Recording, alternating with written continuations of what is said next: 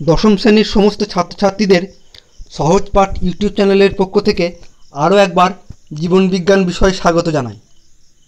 আমরা আছি জীবনবিজ্ঞানের প্রথম অধ্যায়ে জীবজগতের নিয়ন্ত্রণ ও সমন্বয়, ইংরাজিতে control and coordination in living organisms. আজ পর্ব 8। দয়া করে নিজের সাবস্ক্রাইব বাটনটি ক্লিক করে আমাদের চ্যানেলটি সাবস্ক্রাইব করুন ও নোটিফিকেশন সবার আগে পাওয়ার জন্য পাশের বেল বাটনটি ক্লিক করুন।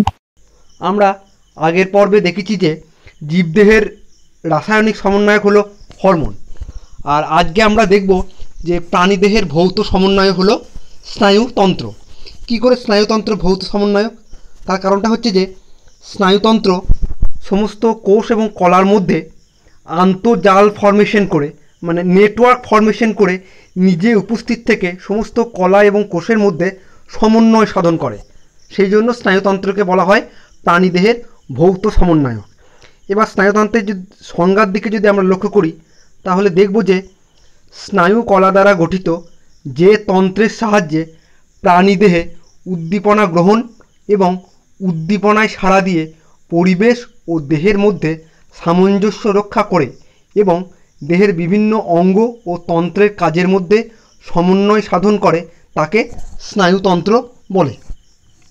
এবারে স্নায়ুতন্ত্রের সংজ্ঞার পর যদি আমরা দেখি একটা উদাহরণ, যাতে প্রমাণিত হয় যে স্নায়ুতন্ত্র প্রাণীদেহের ভৌত সমন্বয়ক। উদাহরণটা হলো দৌড়ানো। এবারে দৌড়ানো, তাহলে দৌড়ানোর জন্য কতগুলো স্টেপ আছে। যেমন তাহলে দৌড়ানোর জন্য পায়ের পেশি অধিক সক্রিয় হয়। তাহলে এই সক্রিয়তা বৃদ্ধির জন্য, এই পায়ের পেশির অধিক সক্রিয়তার জন্য দেহে অতিরিক্ত গ্লুকোজ ও অক্সিজেনের প্রয়োজন হয়। এটা হচ্ছে 1 নম্বর। 2 নম্বর হচ্ছে যে শ্বাসকার্যের হার বৃদ্ধি পায় এবং ফুসফুস বাতাস থেকে বেশি পরিমাণে অক্সিজেন সংগ্রহ করে হৃৎপিণ্ডে পাঠায়। 3 নম্বর কি না, মস্তিষ্ক রক্তের অক্সিজেন ও কার্বন ডাইঅক্সাইডের মাত্রা শনাক্তকরণের মাধ্যমে শ্বাস প্রশ্বাসের প্রক্রিয়াকে নিয়ন্ত্রণ করে এবং স্নায়ু উদ্দীপনা প্রেরণ করে মধ্যচ্ছদা, পঞ্জরাস্থি পেশি এবং হৃৎপেশি প্রভৃতিকে চালিত করে। 4 নম্বর হচ্ছে যে হৃৎপেশির সংকোচন ক্ষমতা বৃদ্ধি পায় এবং সামগ্রিকভাবে হৃৎপিণ্ডের হ্রাদ উৎপাদও বৃদ্ধি পায় ও বেশি পরিমাণে, ফলে অক্সিজেন ও গ্লুকোজ পেশিকোষে প্রেরিত হয়। 5ম হচ্ছে যে পেশিকোষে অক্সিজেনের সাহায্যে গ্লুকোজের জারণ ঘটে এবং শক্তি নির্গত হয়, যা দৌড়ানোর সময় প্রয়োজনীয় শক্তির যোগান দেয়। তাহলে এইভাবে এই সমস্ত স্টেপগুলোর মাধ্যমে স্নায়ুতন্ত্র আমাদের ভৌত সমন্বয়ক হিসাবে প্রাণীদেহে কাজ করে। এবারে যদি স্নায়ুতন্ত্রের কার্যাবলীর দিকে আমরা লক্ষ্য করি, তাহলে দেখব যে স্নায়ুতন্ত্রের প্রথম কাজ হচ্ছে যে উদ্দীপনা গ্রহণ। উদ্দীপনা গ্রহণ কী হবে না, প্রাণীদেহের আভ্যন্তরীণ ও বাহ্যিক সমস্ত উদ্দীপনা স্নায়ুতন্ত্র গ্রহণ করে। দ্বিতীয় হচ্ছে যে উদ্দীপনায় সাড়া দেওয়া। বিভিন্ন প্রকার উদ্দীপনায় সাড়া দিয়ে পরিবেশের বিভিন্ন পরিবর্তনের সঙ্গে দেহকে মানিয়ে নিতে সাহায্য করে স্নায়ুতন্ত্র। 3 নম্বর হচ্ছে সমন্বয় সাধন। প্রাণীদেহের বিভিন্ন অঙ্গ ও তন্ত্রের কাজের মধ্যে সমন্বয় ও ঐক্যবদ্ধতা তৈরি করে।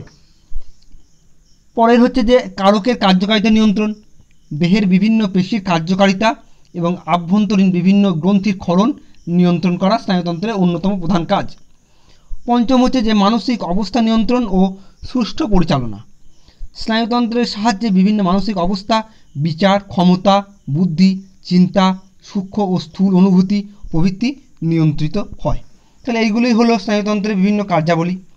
এবারে স্নায়ুতন্ত্রের কার্যাবলীর পর আমরা যদি স্নায়বিক পথের দিকে লক্ষ্য করি, মানে স্নায়ু কীভাবে কাজ করে, তাহলে প্রথমেই একটা বাহ্যিক উদ্দীপনা বা আভ্যন্তরীণ উদ্দীপনা এলো, সেটা ইন্দ্রিয় গ্রাহকের সাহায্যে উদ্দীপনাটা গ্রহণ করলো। তারপর অন্তর্বাহী স্নায়ুর মাধ্যমে উদ্দীপনাটা প্রান্ত সন্নিকর্ষ বা সাইন্যাপসে গিয়ে পৌঁছালো। প্রান্ত সন্নিকর্ষ বা সাইন্যাপস উদ্দীপনাটাকে কেন্দ্রীয় স্নায়ুতন্ত্রে পাঠিয়ে দিল। এবার কেন্দ্রীয় স্নায়ুতন্ত্রের উদ্দীপনাটাকে অ্যানালিসিস করে উদ্দীপনার উত্তর দেবে।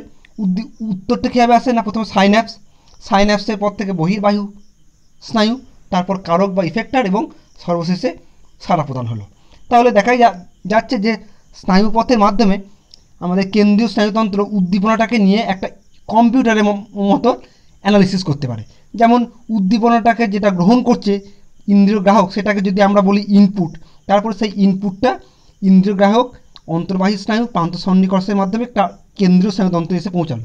কেন্দ্রীয় স্নায়ুতন্ত্রটা হচ্ছে যে কম্পিউটার, সেই কম্পিউটারের ওই ইনপুটটাকে অ্যানালাইসিস করে আবার উদ্দীপনার উত্তরটা সাইন্যাপস, বহির্বাহু স্নায়ু, কারক বা ইফেক্টরের সাহায্যে সাড়া প্রদান করছে, যেটাকে আমরা বলতে পারি আউটপুট। তাহলে ইনপুট ডেটা অ্যানালাইসিস এবং আউটপুটের মাধ্যমে স্নায়বিক পথের মাধ্যমে স্নায়ু বিভিন্ন উদ্দীপনা গ্রহণ এবং তার সাড়া প্রদান করে থাকে।